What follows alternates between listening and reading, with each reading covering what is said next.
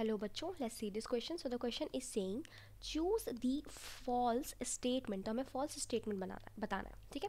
पहला statement, the primary cell wall of young cell is capable of growth. तो ये बिल्कुल right है बेटा. जो primary cell wall होती है, ठीक है, young cell में primary cell wall पाई जाती है. जो cells के पास primary cell wall पाई जाती हैं वो basically हमारी कौन सी होती है, हमारी photosynthetic cells होती हैं, यानी कि leaf cells होती हैं, fruit cells होती हैं, कॉर्टेक्स की सेल्स होती हैं, पिथ की सेल्स होती हैं, जिनके पास सिर्फ और सिर्फ प्राइमरी सेल वॉल ही प्रेजेंट होती है. और ये सेल वॉल जो है क्या है, किसके लिए केपेबल है, ये ग्रोथ करवा सकती है, यानी कि सेल डिवाइड करके 2 सेल में बढ़ सकती है और अपना सेल साइज जो है वो भी इंक्रीज कर सकती है. अगर प्राइमरी सेल वॉल पाई जा रही है, सिर्फ और सिर्फ प्राइमरी सेल वॉल प्रेजेंट है, तो सेल डिवीज़न भी हो सकता है, division, and cell can increase in size, increase in size.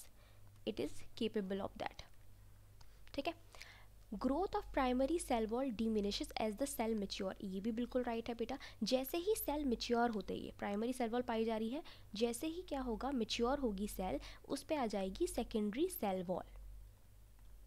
Secondary cell wall is more rigid comparatively primary cell wall. इससे ज़्यादा रिजिड होती है ये. तो ये क्या करती है, अब अगर किसी सेल के पास सेकेंडरी सेल वॉल आ चुकी है, ठीक है, ये मैं अंदर की तरफ सेकेंडरी सेल वॉल बना देती हूँ. ये होगी हमारी सेकेंडरी सेल वॉल, ठीक है. तो ये बाहर वाली क्या है, प्राइमरी सेल वॉल, और अंदर वाली क्या हो गई, secondary cell wall. Secondary cell wall के डिपोजिशन के साथ ही सेल कैसी हो जाएगी, मेच्योर हो जाएगी. Now it is mature cell, mature cell. तो ये हमारी मेच्योर सेल बन चुकी है. और मेच्योर सेल जो होती है वो डिवीज़न शो नहीं करती, वो डिवाइड नहीं कर पाती, क्योंकि सेकेंडरी सेल वॉल काफ़ी रिजिड होती है, ठीक है, काफ़ी रिजिड होती है. इसमें कंपैरेटिवली ज़्यादा अमाउंट होता है सेलुलोज का, और इसमें क्या कहते हैं, सोबेरिन, लिग्निन, इन सब का डिपोजिशन पाया जा रहा होता है, जिसकी वजह से ज़्यादा रिजिड हो जाती है, and doesn't show cell division, ठीक है. अब ये सेल मेच्योर हो जाती है, कोई इस पर एक स्पेसिफिक फंक्शन कर रही होती है. तो ये भी हमारा राइट हो जाएगा. Primary cell wall is very non elastic. तो ये बेटा हमारा फॉल्स स्टेटमेंट है. प्राइमरी सेल वॉल जो होती है it is very elastic. Primary cell wall is elastic, elastic. और इलास्टिक होने की वजह से ही हमारी सेल क्या करती है, साइज़ में भी इंक्रीज़ कर पाती है, अगर सिर्फ और सिर्फ प्राइमरी सेल वॉल प्रेजेंट है तो, ठीक है. ये काफ़ी इलास्टिक होती है, तो नॉन इलास्टिक का सवाल नहीं होता.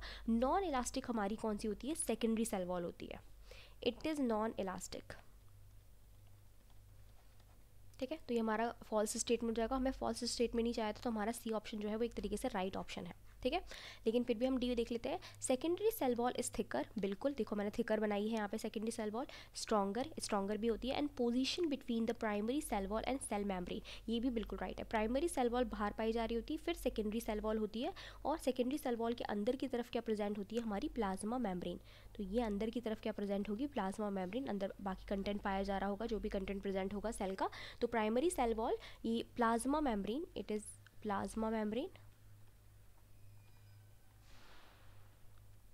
तो plasma membrane and primary cell wall के बीच में जो पाई जाती है वो क्या होती है, हमारी सेकेंडरी सेल वॉल.